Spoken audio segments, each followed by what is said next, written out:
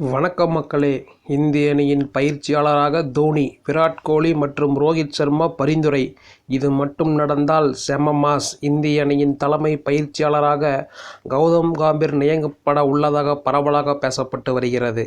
இந்த நிலையில் விராட் கோலி மற்றும் ரோஹித் சர்மா இருவரும் தல தோனியை இந்திய அணியின் புதிய பயிற்சியாளராக வரவேண்டும் என்று பிசிசிஐயிடம் பரிந்துரை செய்துள்ளனர்.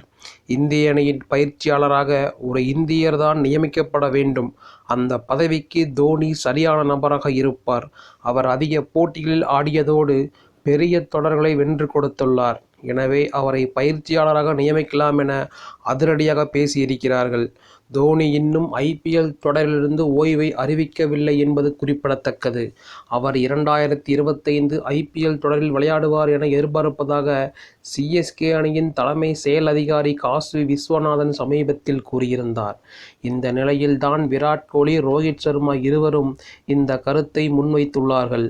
இது பற்றி அவர்கள் பேசியபோது, முதலில் இந்திய அணி பயிற்சியாளர் பதவிக்கு யாரெல்லாம் விண்ணப்பிக்கிறார்கள் என்பதை அறிய ஆர்வமாக இருக்கிறது. நிச்சயம் இந்த பதவிக்கு வருபவர் ஒரு இந்தியராக இருக்க வேண்டும் என்று நாங்கள் விரும்புகின்றோம்.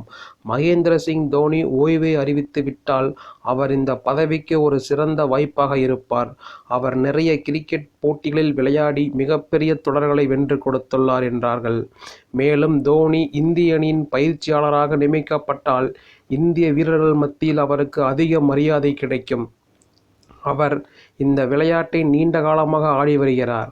அணியை சரியாக திட்டமிட்டு முறையாக கையாள்வார். இதை செய்ய தோனிதான் சரியான நபர்.